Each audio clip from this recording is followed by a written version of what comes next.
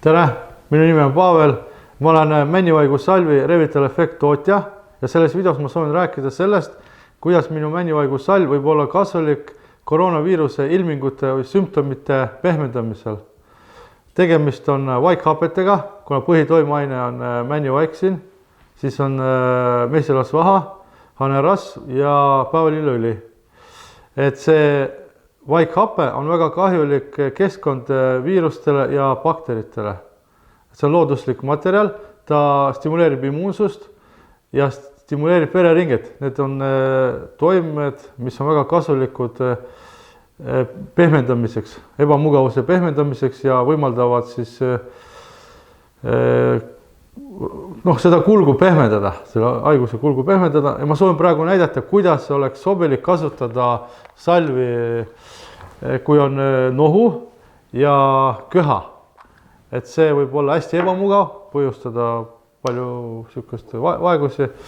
Et ma tavaliselt, meil on peres juba 3. põlve traditsioonid, kuidas me seda kasutame. Ja välja kujunenud kasutamine koos tinktuuriga. Et see natuke võimendab seda toimet, aga te ei pea seda tegema. Mina alustan niimoodi, et ma teen tinktuuriga vatiketta märjaks korralikult. Ja kõigepealt ma pühin selle piirkonna, teen nagu hästi puhtaks, sest kui näiteks nahk on pesemata, seal on igiga välja aetud, ütleme niimoodi, siuke mustus ja te hõõrute selle salviga nagu sisse tagasi, et see nahk peab olema puhas. Et on ülemised hingamisteed, alumised hingamisteed ja sõltub sellest ebamugavuse koldest. Te võitegi hõõruda selle kas siia allapoole bronhidesse ülesse ja kui see on korralikult tehtud, siis meie enda perekogemus näitab ja teiste kasutajate kogemus näitab seda, et see märkimisväärselt avaldab mõju pehmendades neelamist ja köhimist. Et vaadake, minu sõrme peal on päris korralikult salvi ja tegelikult ma vist võtan niimoodi paar korda niimoodi. Ja tihti, mida ma tahan rõhutada, esile tuua, inimesed ei saa aru, et hingamisteede haigus ei ole nahahaigus, vaid see on ikka hingamisteed, mis on sügavamal ja määritakse nagu nahka pealiskaudselt. Aga tegelikult tuleb see salv hõõruda sinna koldesse, kus on ebamugavus, kus on siis viirus või bakter. Et siis ma teen aeglase, sügava massaažiga, sellised määrimised siia. Et see on siuke sihilik, asjatundlik määrimine sellesse koldesse, ta sulab sõrmede vahel, ta on natuke nagu hangunud tükis, aga ta sõrmede vahel läheb kenasti pehmeks. Ma hõõrun selle sinna sisse, võtan juurde, praegu mul ei ole vaja seda, kuna ma ei vaja seda, mul ei ole nagu probleemi.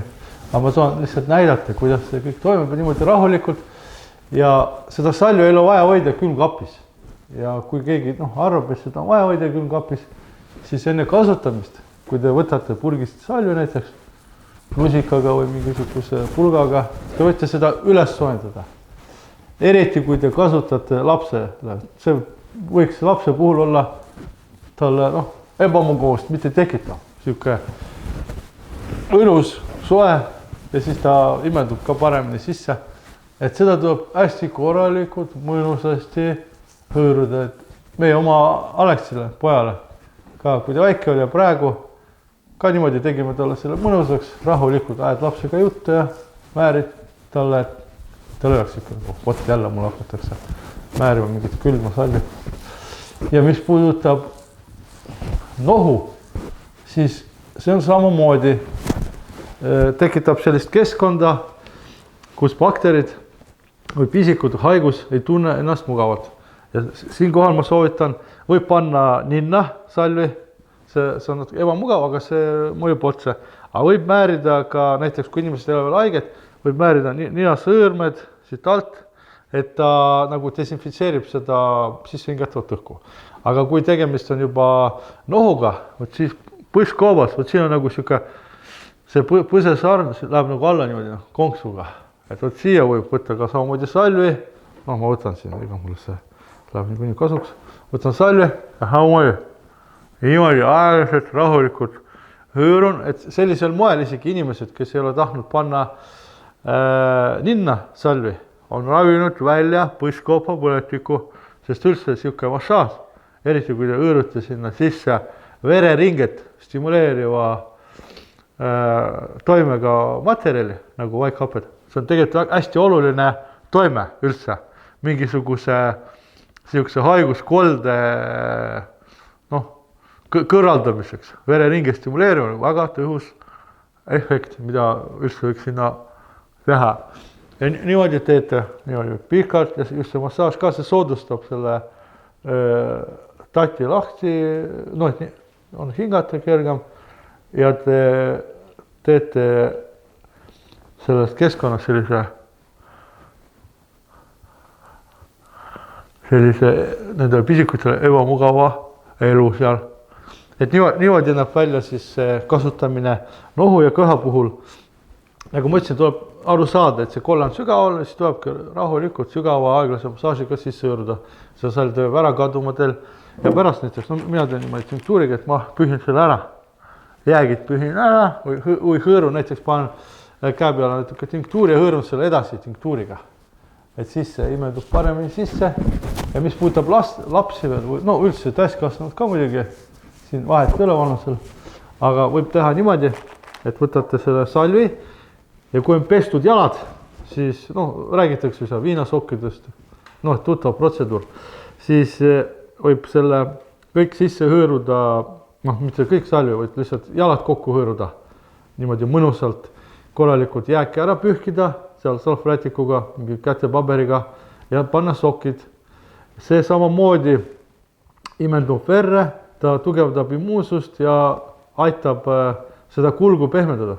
Et inimene siis, kui organism võitleb selle viirusega, haigusega, siis see kõik soodustab. Ja nagu ma varem ka rõhutasin, et männivaigul on immuunsust tugevdav toime ja see on väga tähtis, sest kui sünteetiliselt ravida seda, see paralleelselt nõrgendab immuunsust, et see on väga tähtis nüanss. Vahest minu käest on küsitud, kas seda salju võib panna suhu, kui on näiteks kurk väga valus või mandlid, põletik, võib küll, aga seda tuleb teha asjatundlikult ja seda ei ole vaja neelata, ei tohi neelata. Et võtate, anna teile praegu sihukese info, kindla info, mis on sobilik selles olukorras. Võtate väikse teelusika, pool teelusikat, võib-olla väike kuhi, ja panete selle suhu, hoiate seda ja süljega teete selle, nagu lahustate seda.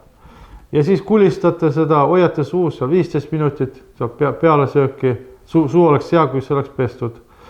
Ja siis sülitate välja kindlasti ja siinkohal ma tahan rõhutada ka seda, et väikestele lastele, kes ise seisvalt ei oska nuusata ja ei ole sellised väga teadlikud, ei tohi panna nina sõrmetesse täis toppida. See võib tekitada väga suurt ebamugavust ja probleemi tekitada.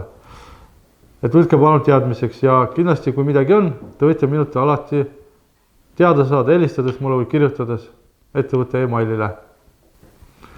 Et seda männivaigus salvi saab kasutada palju erinevate juhtumite puhul. See on liigesed, mädapaised ja seljavalud, kaelavalud. Selle kohta ma teen eraldi videosid ja mulle väga meeldiks, kui te ilmutaksite oma huvi, oleksite konkreetsemad küsimustega ja siis ma saan teha videosid, mis vastavad teie vajadustele. Ja siis me saame niimoodi anda kasulikku infot.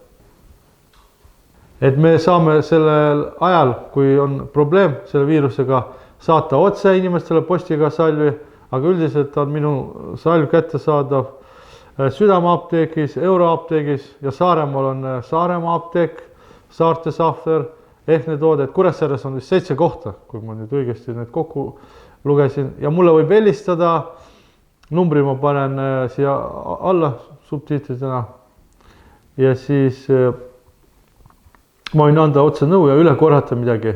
Et ühe asja ma pean veel mainima, et vastunäidustatud see salv on inimestele, kellel on talumatus, kas mesilasvaha osas või männivaigu osas. Et seda võib silmas pidada ja kui ei tea seda, siis seda võib tuvastada niimoodi, et te võtate siit salvi veidikene õrnamale kohale kuskile määrite ja see peaks ennast mõnede tundidega ilmutama, kui naha eritaja või mingi lööve tuleb. Siis pesete selle maha ja siis järeldus on see, et see salv ei ole teie jaoks sobilik, aga üldiselt see salv võib olla teile väga kasulik ja edukat teile siis taastamist või ärge haigustage ja kui on küsimusi, siis helistage, kirjutage.